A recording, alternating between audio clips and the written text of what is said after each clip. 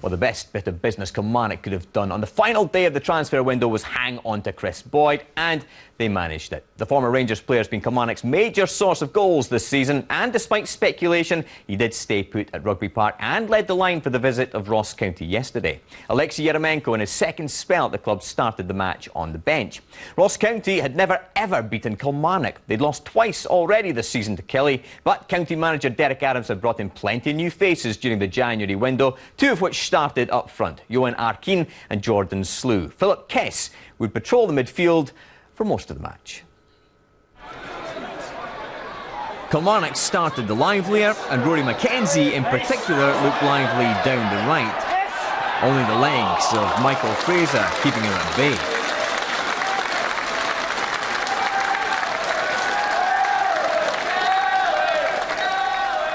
And it was similar from another talented Killie youngster soon after. Robbie Muirhead with the effort just wide of the post after another good run.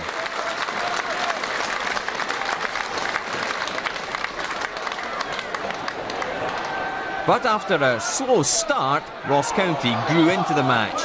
First, Jordan Slew tried his luck. And then Philippe Kess teed up Johan Arkeen at the edge of the box. And County were 1-0 in front. The goal coming on the half-hour mark, and County in the ascendancy.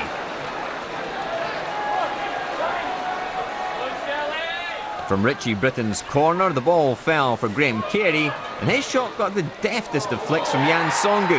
And Ross County were looking good for their first ever win over Kilmarnock. And it would be 2-0 at half-time, although Philip Kiss would go in at the break with his name in the book after this foul on Jackson Irvine.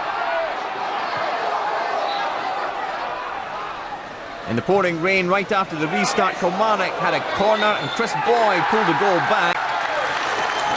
The ball certainly struck his arm, but no whistle, and the goal stood. Despite an increasingly sticky pitch, Kilmarnock suddenly had their tails up. Rory McKenzie again, this time going even closer than he had done in the first half. And County's chances of holding on for all 3 points became even harder. Philip Kiss shown a second yellow by referee Crawford Allen, this time for persistent fouling. Could County now kiss goodbye to all 3 points? In actual fact, they almost made it 3-1, but Melvin DeLay's cutback got stuck in the muddy puddle Rugby Park was increasingly beginning to resemble. And with time almost up, Chris Johnston launched one final ball into the area, and who else but Chris Boyd got his head on the end of it. A dramatic stoppage time equaliser, but County unhappy, claiming Boyd had manhandled his marker. Tremendous character for the players, the way we came back, 2-0 down with a mountain to climb. Even though the first half we actually dominated the majority of the game and they probably broke away and scored 2 goals. But the way we came back showed great character. It's the 2 goals that were major talking points in the game. The first goal's a cross into the box from a corner, and Boyd's handled the ball. And the second one, he's got 2 hands on my defender, going up for the ball. He doesn't allow my defender to get off the ground and get leverage because of the 2 hands on the back, and that counts as a foul. A few juicy talking points in this game. We'll get to the goals in a minute, but first the Philip Kiss sending off. Michael, what was your view? Was it harsh? Well, we've already seen a few harsh sending offs, and this is another one that falls into that category. That's a yellow card, there's no doubt about that. Very similar to what we were talking about before with in the Inverness Hearts game. Stopping a counter-attack's a yellow card. That there is just baffling. I know that they've said that it was persistent fouling. Yeah. There's an argument that's not even a foul. We're playing, it's a physical contact sport. There's going to be contact at times. That was definitely not another yellow card, and ultimately, getting the red card for that was very, very harsh. So you're not on the referee side there. Derek, were you on Derek Adams' side in terms of what he thought about the goals for Kilmarnock? He thought it was handball from Chris Boyd in the first one from the corner. Well, it does hit his arm. Yeah. It does. Is it intentional? There's no doubt about that. No, I don't think. I think he's got his back turned, and it just so happens he's cushioned it down with his arm. Perfect, I don't think he's actually.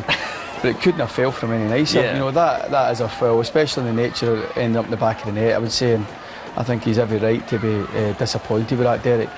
But Chris Boyd reacts, he's like all good strikers and sticks it in the net. He's not waiting for a whistle.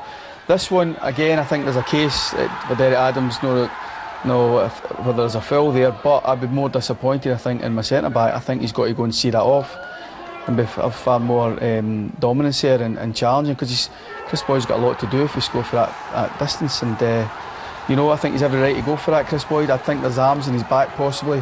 Whether it's a push, I would have my doubts on that, but what isn't in doubt as a centre-back, I think should do better there.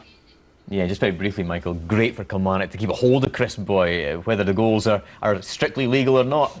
No, I think that Chris Boyd's a big player for them. He's a talisman, and hopefully we'll try to get him linked up with Eremenko, and that'll be a successful partnership. Absolutely.